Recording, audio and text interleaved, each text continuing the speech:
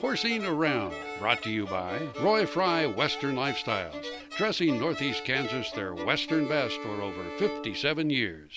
Good morning and welcome to the show. We're at Premier Farm and Home and we're with Genna. Thanks for joining us again.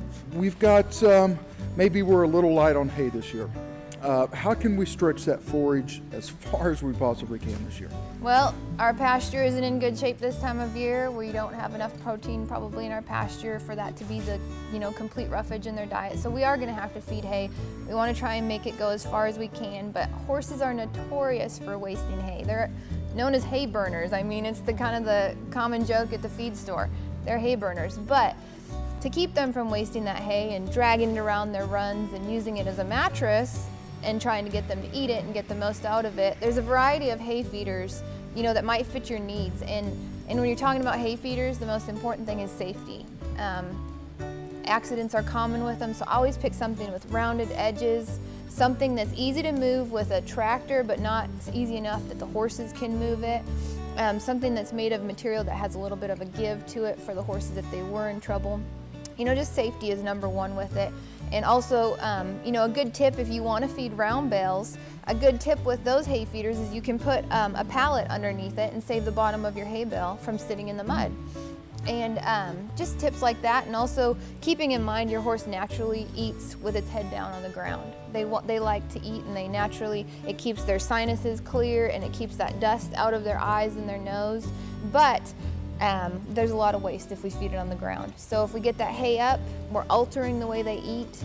So we want to try and keep it, something that's natural for them too, and keep that in mind when we're selecting a hay feeder. Keeping clean bedding, will that help also? I mean, as far as not having them spread it, I guess, in their stall. Keeping clean bedding, will that help also? Yeah, absolutely, absolutely. Keeping the area that they eat clean will help them too. You don't want to make them eat hay that they have actually defecated in or urinated in. That's just as bad as feeding muddy hay to them. So you're going to have to remove that and get rid of that. Water intake. Extremely important this time of the year. Yeah, we're all going to see a decrease in the amount of water our horses are going to drink. They might come down as much as, drinking half as much as they would in the summer. So monitor them for dehydration. There's a pinch test you can do by grabbing some of their skin lightly by their shoulder area, and if you pull it out and it doesn't flatten back out within 2 seconds, you might be having a horse that has some, signs of dehydration. You can also check capillary refill by pulling back their upper lip and pressing on their gums to see how fast it returns back to pink.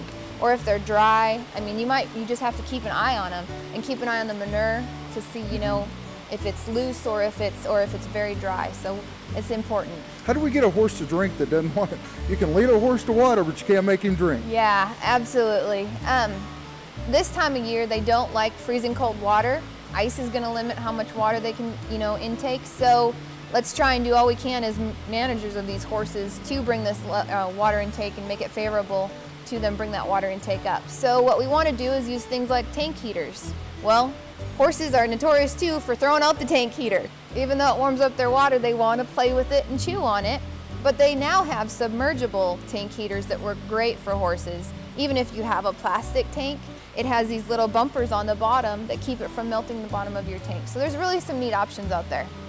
If you have a question for her, you can go to haycow.com and find out some more information, or you can go to our website, which is agamandkansas.com, click the Contact Us button, fill out the form and hit submit, and I'll get her the question. We'll answer it on air.